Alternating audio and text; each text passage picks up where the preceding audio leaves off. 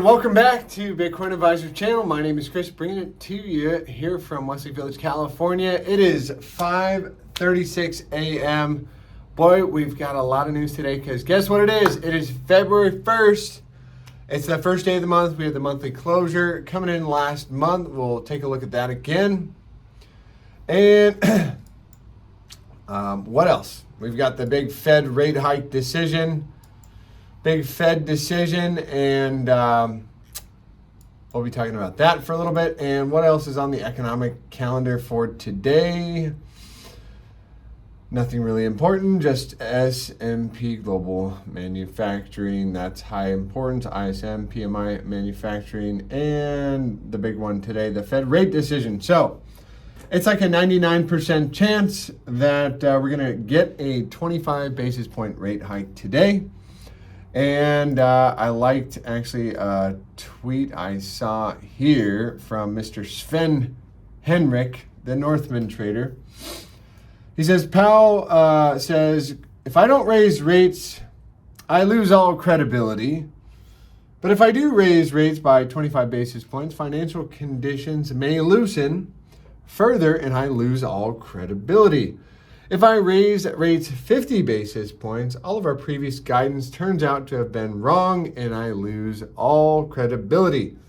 So I do the 25 basis points and I talk mean and hope that works. So yes, that's likely to happen. 25 basis points. He's been very consistent with doing what he said he's going to do. And I like people who do that. In fact, do what you say you're going to do. Be a man of your word. And I'm going to be a man of my word and make this video short today because I've got some meetings to get to. And so jumping right into that rate hike decision. And what is he talking about? After he does the rate hike decision, 30 minutes after, he has his little press conference.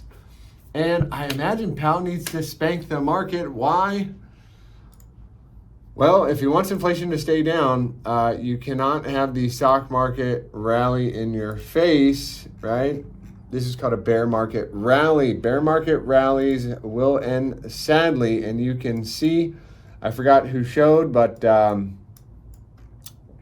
it, but retail investors are getting involved in this rally, and it is pretty darn, that can end up for a pretty nasty potential.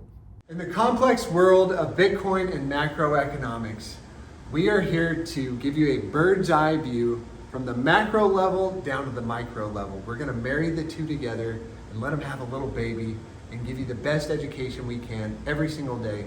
I hope you enjoy the video.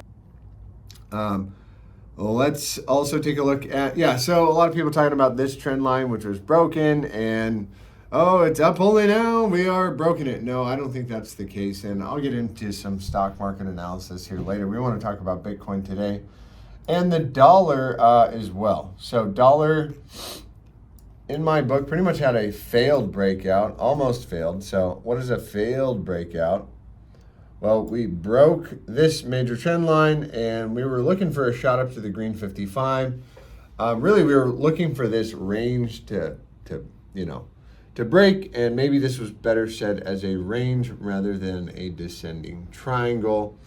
However, the real failure will come with basically breaking back into this triangle. So anywhere below here, and I would suspect the dollar is going to hit that kind of lower target, which is coming down here at about $100. And the monthly on the dollar, let's take a look at it really quick. Monthly did close, and volatility is beginning to decline. So saying a bounce is, likely to happen sooner than later. And if the dollar does bounce, risk assets are going to take it on the chin, and that bear market rally may just come into fruition. And I saw another tweet here this morning I thought was incredible by Miss Wifey Alpha. Yes. She says, we're in stage 2 of this inflationary bear market. Stage 1 was the easiest. Stage 2 is the bear market rally town. And stage 3 is the panic. And stage 4 is the depression and deflation. With deflation, this illiquid market will only get harder to trade with extended ranges. This is the big one. So yes, big range going to be popped up here. and coming to fruition before our very eyes. And look, professional traders, I'll tell you, most of them go into these type of events, these economic events, neutral. And what does that mean? No trades are on. It's easier to wait and see what happens after the Fed meeting because nobody has a crystal ball. Nobody can read the Fed's mind. However, guess what I've got?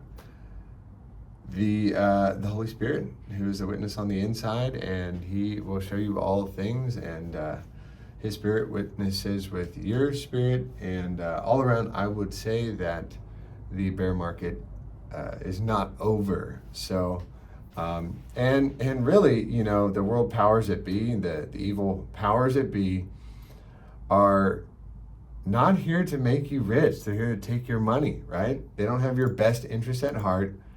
They want the Bill Gateses and the Jeff Bezos and the Facebooks, right?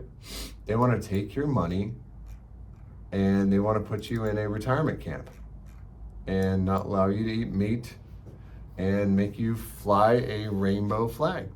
So if you want to be a part of that, you know, garbage, then believe that the market, the rally is on and we're all going back to all-time highs, you know, and the stock market, again, is the general of this market. The Dow's been leading the way, the S&P following, and the NASDAQ is the last guy in the train to, you know, pick up a bounce here. So what was the bounce on the NASDAQ? 14%. What was the bounce on the Dow Jones from the low to the high? 24%. Almost got back to the all-time high. True bear market rally in the stock market, and we have been saying with Bitcoin, a true bear market rally is going to, you know, rally somewhere like we did back in 2019, 100% rally from this low to this low. From this low to this high. That was a 95, or call it 98%, whatever you want to call it. And for Bitcoin to rally 98% off of its lows, 100% rally would take us, right up to that $30,000 pivot, the last breakdown, major breakdown level. And so is there a chance for that to happen? Yes. Do I think we're going to make new all-time highs at the moment? No. And as we've said, as long as we're making lower highs on the monthly time frame below 45,000, which is coming in right there, we are still in a macro downtrend. And the weekly downtrend, we've been saying if we cannot take out this high at 25,000, we would still be in a weekly downtrend. So a lot is at stake here. The month just closed. And I did want to touch on something because I put out a short Zoom call video the other day and had a lot of questions about this because we, take it with a grain of salt, right? Everything, at some point there's going to be a little fluff in the market and a little fun and, does not mean we're going up only from right now. And what we were talking about on this video was the monthly cross up on stochastics, and I'm done here. I've got 2 more minutes and I'm done for Bitcoin. All I would say is this was the monthly. I'm going to show you on the BLX index, has the most price history. I'll take off the other indicators just for simplicity's sake. We did confirm the hidden bullish divergence, 3-drive variety, and in my book, yes, probably going to get a run up to the mid-range, at least somewhere between 30, as high as 35,000. Probably, even more likely bear market rallies come up to the 618, coming in right here at 34.5, or the 0.5 at 31.3. Now, does that mean we're going right there tomorrow, next month, in the next 4-hour candle close? No. Absolutely not. In fact, I do think a backfill is more likely than not. What is a backfill? Well, a backfill can come back down on the previous candle and usually touch the prior wick at 21.5 and the candle closure at 20,500. Now, if we do close the next monthly anywhere below the 382, I would call this a successful bear trap, and that's coming in at 19,100.